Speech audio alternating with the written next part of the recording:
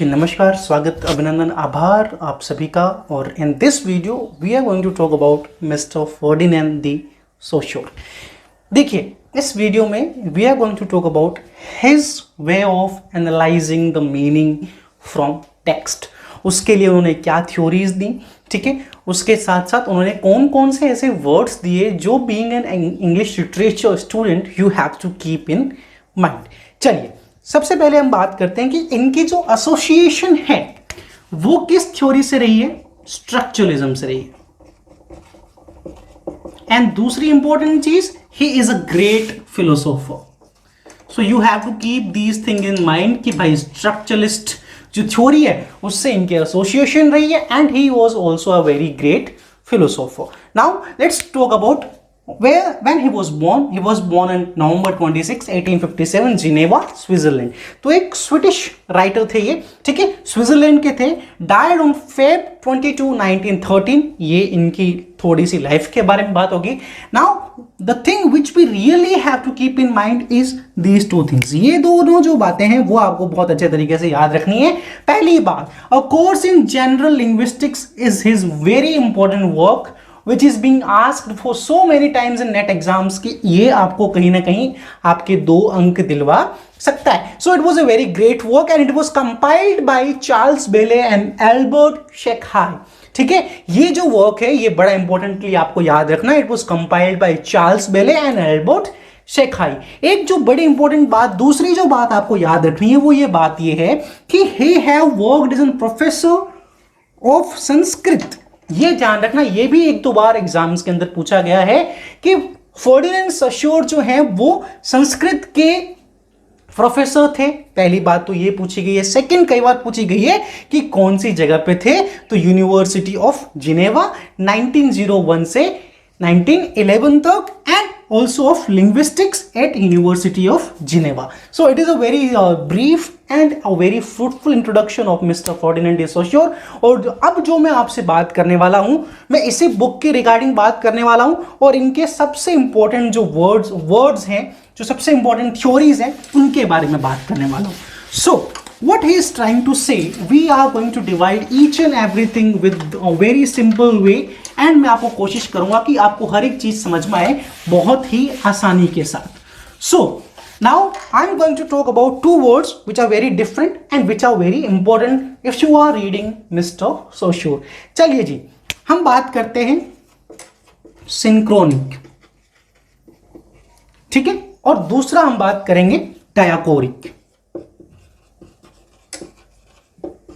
ये 2 वर्ड है, दिखने में तो बड़े मेडिकल टाइप के वर्ड लग रहे हैं, जैसे दवाइयों के नाम लिखे, बट इनका जो मतलब है वो बड़ा आसान है, बड़ा सिंपलिस्टिक मतलब है। चलिए हम पहले समझने की कोशिश करते हैं सिंक्रोनिक का। सिंक्रोनिक का सिंपल सा मतलब है कि आपके पास एक कोई वर्ड है, ठीक है, उसका जो मीनिंग, जो करंट मीनिंग है या जो आपका जो अभी प्रेजेंट मीनिंग है, उसको वो कहते हैं synchronic meaning of A word. Synchronic meaning of a word is being called as the current meaning of a word which is being pursued by people. Now let's talk about diachoric. Diachoric वो क्या कहते हैं, a meaning acquired over the time. Over the time का आपको मतलब अभी समझ में आएगा। वो ये कहते हैं कि डायाकोरिक जो मीनिंग है वो किसी वर्ड का कब पाया जाता है, जब उसका ओवर द टाइम यूज क्या होता है, या फिर इसको और सिंपली करें तो हिस्टोरिकल मीनिंग, ठीक है, कि पहले एक वर्ड का हिस्टोरिकल मीनिंग क्या हुआ करता है। जैसे आपकी समझ के चलो, ये वर्ड हमने कहीं ना कहीं हर जगह सुना होगा, दाऊ, दी, है ना, ये सब क्या है, ये हमारी आर्काइक जो इंग्लिश होती थी, जो पुरानी इंग्लिश होती थी, उसके वर्ड्स हैं। तो आज की डेट में ये क्या हो चुके हैं, ये हो चुके हैं यू, ठीक है, और ये आज की डेट में इसको अपन अलग तरीके से लिखते हैं। अब इसको, इसका मीनिंग अब आज की डेट में अपन गोड कर देते हैं, ठीक है, या वो कर देते हैं, ठीक है। ये सारी बातें हुई। तो ये क्या, हिस्टोरिक मीनिंग, डायाकोरिक मीनिंग क्या हुआ, दो, दी, और आज हमने इसको क्या कर दिया, यू एंड गोड। इसको एक और एग्जांपल के साथ समझते हैं। जैसे मान के चलो एक वर्ड है ग्लैमरस, क्या वर्ड लिखा मैंने, ग्लैमरस। इसका मीनिंग आज की डेट में क्या है, ब्यूटीफुल, ठीक है, बहुत कोई खूबसूरत चीज हो उसे हम क्या बोलते हैं, ब्यूटीफुल, ठीक है, या फिर ग्लैमरस वर्ड यूज करते हैं। लेकिन क्या आपको पता है कि पुराने टाइम में इस वर्ड का मीनिंग हुआ करता था ये डायने, ठीक है, डायन इसका मीनिंग हुआ करता था। पुराने जो भूता जो होते हैं, थ्री विचेस मैकबेथ वाले जैसे, वो उसका मीनिंग हुआ करता था ग्लैमरस। तो ये क्या हो गया इसका हिस्टोरिकल मीनिंग, डायकोरिक मीनिंग जो ओवर द टाइम कहीं ना कहीं चला आया है, और सिंक्रोनिक मीनिंग क्या हो गया जो इसका आज हम करेंट फॉर्म यूज करते हैं। तो अकॉर्डिंग टू सोश्योर ये जो दो चीजें हैं कि किसी भी चीज का डायकोरिक मीनिंग, हिस्टोरिकल मीनिंग और उसका प्रेजेंट मीनिंग, जब आप ये दोनों जानते हो तभी जाके आप एक अच्छा जो है जो टेक्स्ट है उसका इंटरप्रिटेशन कर सकते हो। That if you are trying to get the meaning of a text then you should know both the meanings of the word, ठीक है। ये इन्होंने एक पहली बात बोली। अब अपन बात करेंगे इनके तीन मेन कंसेप्ट्स के बारे में जिसके लिए मिस्टर सोश्योर को कहीं ना कहीं याद ही रखा जाता है। ये बात हमें बहुत अच्छे तरीके से समझने की कोशिश करनी है जो मैं आपके लिए आगे लिखने वाला हूं, और मैं तीनों की तीनों बातें बहुत अच्छे तरीके से समझाने की कोशिश करूंगा। एक इन्होंने कंसेप्ट दिया आपको लैंग, ठीक है, एक इन्होंने कंसेप्ट दिया आपको पेरोल, ठीक है जी, और एक इन्होंने कंसेप्ट दिया आपको sign, signifier and signified,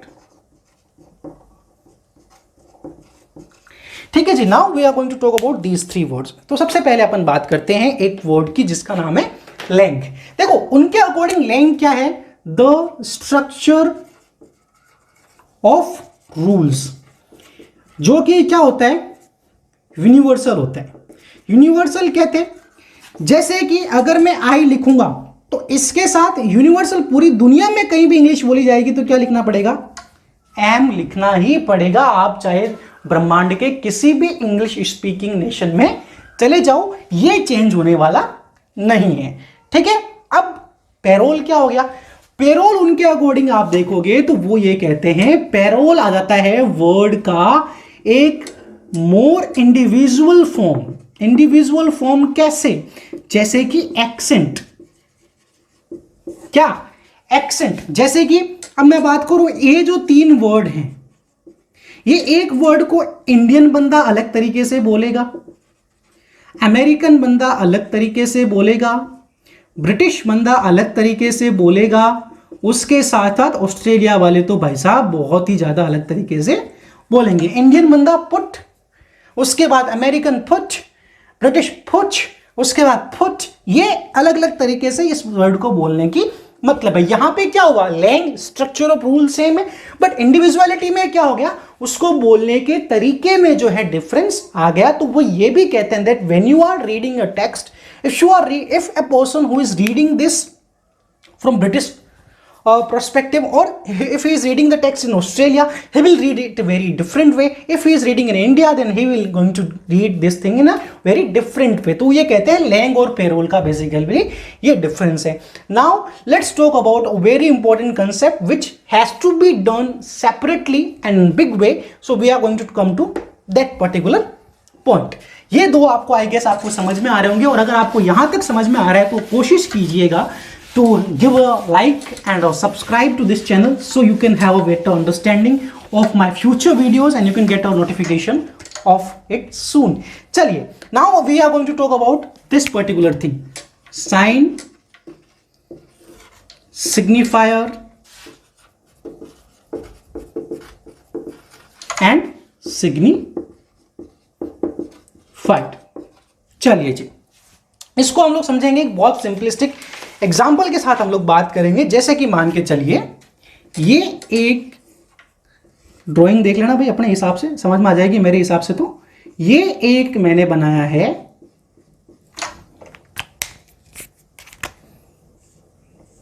this is from my side is railway crossing. आपको समझ में आ जाए तो बढ़िया बात है, पर मेरे हिसाब से ये रेलवे क्रॉसिंग है, ठीक है। तो उनके अकॉर्डिंग एक क्या कंसेप्ट है, जब एक बंदा दूर से किसी बोर्ड को देखता है तो वो उसके लिए क्या हो गया, ये साइन हुआ या नहीं हुआ, ये पूरा एक बोर्ड जो है ये क्या हो गया, साइन हो गया। सिग्निफायर क्या होगा, साइन किसका बना है, रेलवे क्रॉसिंग का, ठीक है। सिग्निफायर कौन है, ये बोर्ड।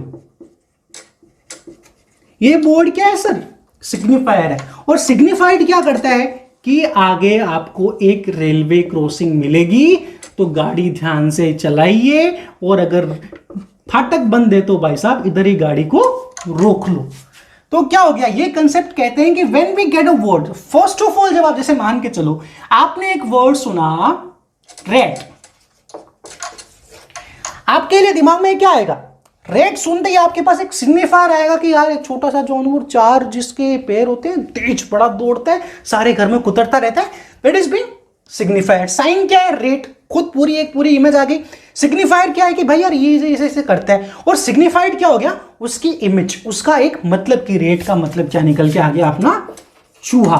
तो वो कहते हैं कि when you are trying to interpret a meaning of a text, so you have to know about these three concept, sign, signifier and signified. I hope आपको यहां तक समझ में आ रहा होगा। आगे अपन चलते हैं, and the thing which we are going to talk about is the last concept given by mister Ferdinand de Saussure in this particular way. उसके बाद भी उन्होंने बहुत सारी कंसेप्ट दिए, स्ट्रक्चरलिज्म में बहुत सारे राइटर्स हैं। I will cover each and every writer very soon, क्योंकि मैं कोशिश करूंगा कि अब आपको रेगुलर वीडियोस लेके आऊं। Due to some reasons I am not able to continue on this channel, so मैं कोशिश करूंगा कि अब आपके लिए रेगुलर वीडियोस लेके आऊं। सो लास्ट में हम लोग बात करते हैं 3 प्रिंसिपल्स ऑफ सोश्योर, और ये बड़े इंपॉर्टेंट है, ये आपको याद रखने के लिए जरूरी चीजें हैं। इस पे हम लोग बात करेंगे बड़ा ही इंपॉर्टेंटली, बहुत ही सिंपलिस्टिकली बात करेंगे जैसे अभी तक करते आए हैं। पहला उन्होंने कहा आर्बिट्रीनेस, बहुत इंपॉर्टेंटली तरीके से बात करेंगे इसके ऊपर। सेकंड चीज हम बात करेंगे रिलेशनैलिटी, एंड थर्ड है सिस्टमैसिटी। देखिए ये इनके लिए आपको वर्ड कुछ अलग भी मिल सकते हैं, ठीक है, बट मैं आपको एक सिंपलिस्टिक वे में आपको चीजें समझाना चाहता हूं, तो ये आपको मैं इसी तरह समझाऊंगा। उनके अकॉर्डिंग क्या कहना चाहते हैं वो, आर्बिट्रेनेस का मतलब है जो कन्वेंशनल मीनिंग है किसी चीज का, कन्वेंशनल मीनिंग। जैसे मान के चलो एक एग्जांपल के साथ बात करता हूं, जैसे कि मैंने एक वर्ड लिखा डॉग, जब जिस बंदे ने इस वर्ड का इजाद किया होगा, हो सकता है कि उसने हाथी के लिए नाम रखा हो, ठीक है, हो सकता है कि इसने डायनासोर के लिए क्या पता ये नाम रखा हो, लेकिन क्या हुआ, धीरे धीरे धीरे धीरे कन्वेंशनली जब हमें एक 4 पैरों वाला, ठीक है, हाँफता हुआ, ऐसे करता हुआ और बहुत ज्यादा वफादार आदमी जो हमें लगा, बहुत बढ़िया जानवर लगा, उसको कन्वेंशनली हमने नाम दिया डॉग। और आज इसका meaning all over the world conventionally dog का मतलब क्या होता है, कुत्ता होता है, ठीक है। ऐसे ही कैट, वो कन्वेंशन के थ्रू नाम रखे गए हैं, ठीक है, ऐसा नहीं कि उसके अंदर कोई स्ट्रक्चर लगाया गया या कोई दिमाग लगाया गया कि यार ऐसा कुछ करेंगे यार इस तरह से D+O+G फंक्शन टू डॉग, ऐसा कुछ नहीं किया गया, कन्वेंशनली नाम रखे गए। जैसे कि एग्जांपल की बात करते हैं, जैसे मान के चलो कि किसी के घर में 6.7 फीट का एक मस्त तगड़ा बंदा है, बॉडी बढ़िया, 6 पैक एब्स वगैरह है, और उसको घर में छोटू बुलाते हैं, तो क्या उसकी हाइट और फिजिक के हिसाब से वो नाम सूट करता है? नहीं, बट वो कन्वेंशनली उसको हमने क्या बोल दिया, छोटू बोल दिया भाई, ठीक है। और यही हमारे साथ हुआ है कि मीनिंग जब किसी चीज का दिया गया तो सबसे पहले जो पॉइंट निकल के आया वो क्या निकल के आया, convention. Now let's talk about कि और मीनिंग निकालने के और क्या तरीके। सेकंड चीज है रिलेशनैलिटी। रिलेशनैलिटी में वो बात करते हैं सबसे इंपॉर्टेंटली डिफरेंस के बारे में। वो ये कहते हैं कि every word has relation to other word. कैसे? वो कहते हैं कि cat is cat because it's not hat और बैट। वो कहते हैं कि केट का मतलब केट इसलिए है क्योंकि वो हैट और बैट के मीनिंग से डिफरेंशिएट करता है, ठीक है। अगर वो डिफरेंशिएट नहीं करता तो इसका मीनिंग ये नहीं होता। So you have to keep this thing in mind that cat is cat because it's not hat and bat. वो उनके अकॉर्डिंग क्या है, रेशनैलिटी का मतलब है कि मतलब डिफरेंस है हर एक वर्ड में, इसीलिए जाके जो है किसी भी वर्ड का मीनिंग एक दूसरे वर्ड से अलग होता है। अगले इंपॉर्टेंट बात करते हैं सिस्टमैसिटी। सिस्टमैसिटी के अंदर वो कहते हैं कि every text, word, sentence has its structure, और उसके बिना कोई भी मीनिंग निकल के नहीं आ सकता। आप अगर पास्ट टेंस यूज कर रहे हो तो डिड और वर्ब की सेकेंड फॉर्म तो यूज करनी ही पड़ेगी आपको, अगर आपको मीनिंग निकालना है। अगर आप ये नहीं करोगे तो आप कभी भी जो है आपके टेक्स्ट का मीनिंग अच्छे वे में निकाल नहीं सकते। So these are the few important concepts by mister Saussure. ठीक है, आई होप आपको ये बातें समझ में आई होंगी। एंड एग्जैक्टली ये जो चीजें हैं ये बेसिकली उनके अकॉर्डिंग इंटरप्रिटेशन ऑफ मीनिंग में बहुत ज्यादा सहायक हैं।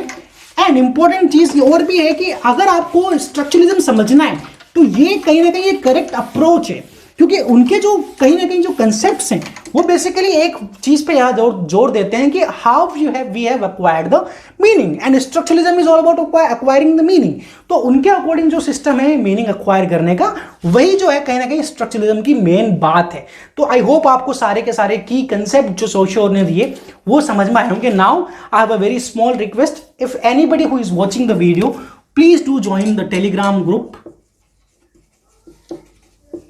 which is literature with MDT।